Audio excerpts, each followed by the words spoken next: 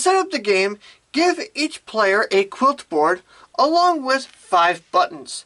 The remaining buttons can be set aside as they'll be used later on. Place the time board in the center of the playing area. Then place both players' time markers on the first space of the time board. Make sure the starting player is on top of the other. The starting player is the player who last used a needle. Place all of the regular patches in a circle around the time board. Locate the smallest patch in the game, which is the 2x1, and place the neutral token in the space between the smallest patch and the next patch going clockwise. Take the special tile and set it aside. Place the special leather patches on the associated spaces of the time board and you are ready to begin. In this game, players do not necessarily alternate taking turns. The player whose time token is furthest behind on the time board is the one who takes their turn. This can result in a player taking multiple turns before their opponent takes one. If both time tokens are in the same space,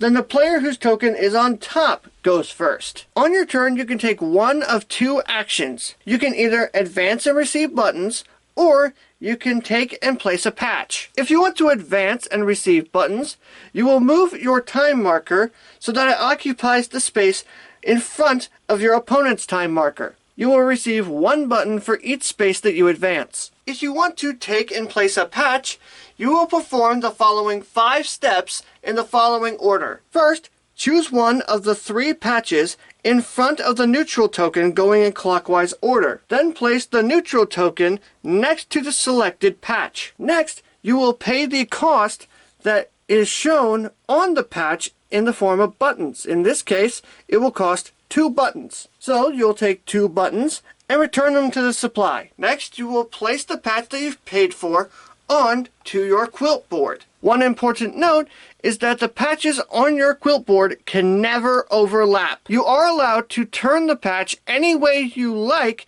before placing it on your quilt board. Finally, look at the label on the patch that you have placed and look at the number that is next to the hourglass symbol. That is how many spaces you will need to move your time marker on the time board. If moving your time marker puts it in the same space as your opponent's time marker, put your time marker on top of it. Regardless of which action you take, you always have to move your time marker. You may notice that some spaces on the time board are marked with various things. If you cross one of these symbols, you will resolve the following events. If you move your time marker past a button, you will receive a button income. When you receive a button income, you will receive a number of buttons depending on how many buttons are on the patches of your quilt board. In this example, I have 4 buttons on the patches of my quilt board, so I will receive a button income of 4. In this other example, I have 8 buttons on the patches of my quilt board, so I will receive 8 buttons every time I receive a button income. If you ever move past a special patch, you will take that special patch and place it on your quilt board immediately. The special patches are the only way to patch single spaces of your quilt board. The first player to completely fill a 7x7 square on their quilt board will receive the special tile, which is worth 7 bonus points. The game ends after both time tokens have reached the final space